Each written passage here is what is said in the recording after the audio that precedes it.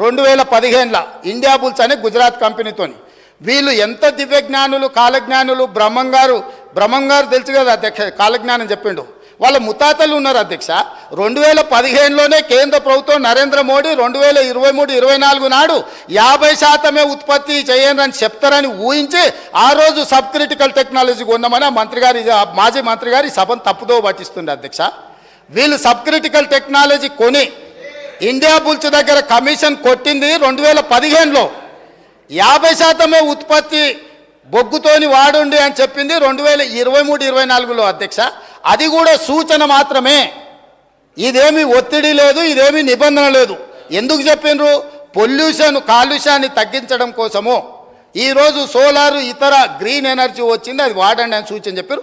దాన్ని కూడా 2015 నాడు చేసిన తప్పులను కప్పిపుచ్చుకోవడానికి 2023-24 నాటి నరేంద్ర మోడీ గారి ప్రభుత్వం చేసిన సూచనను సభలో ప్రస్తావించి సభను తప్పుదోవ పట్టించి ఈరోజు తెలంగాణ ప్రజల్ని మభ్యపెట్టాలనే ప్రయత్నం చేస్తుండు.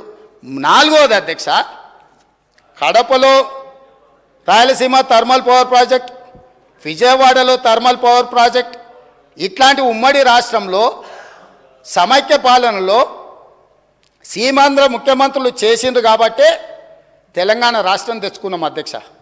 ఆనాడు రాజశేఖర రెడ్డి గారు, చంద్రబాబు నాయుడు గారు ఇట్లాంటి నిర్ణయాలు చేసిండ్రు కాబట్టే తెలంగాణ వచ్చింది.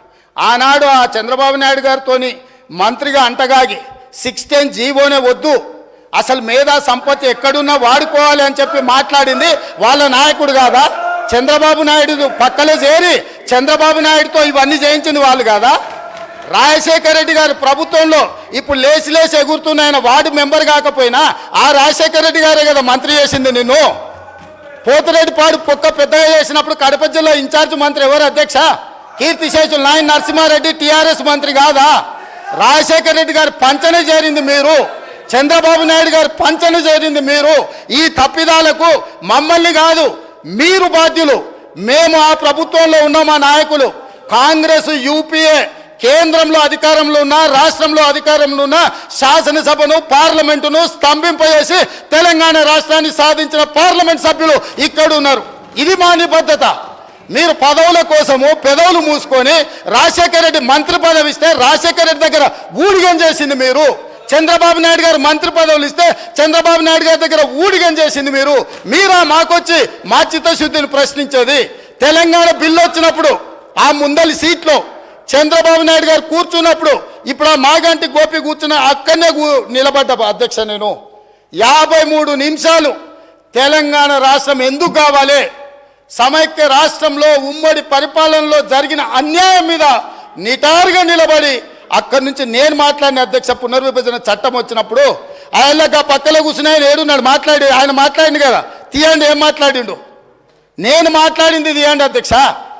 తెలుగుదేశంలో ఉన్న నేను తెలంగాణకు జరిగిన అన్యాయం మీద, ఎడారిగా మారి వలసలు పోతున్న పాలమూరు కష్టాల మీద, తట్ట పని, పార పని, మట్టి పని మీద నేను మాట్లాడిన అధ్యక్ష. వీళ్ళు మాట్లాడలే.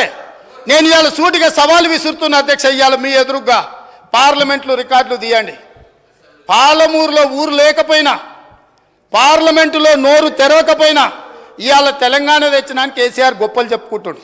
నేను ఈ ఉమ్మడి రాష్ట్రంలో, ఉమ్మడి ఆంధ్రప్రదేశ్ శాసనసభలో నేను ఎంత మాట్లాడిన తెలంగాణ మీద, సేమ్ సమయంలో పార్లమెంట్లో చంద్రశేఖరరావు నోరన్న దర్శిలో రికార్డులు తీయండి అధ్యక్ష.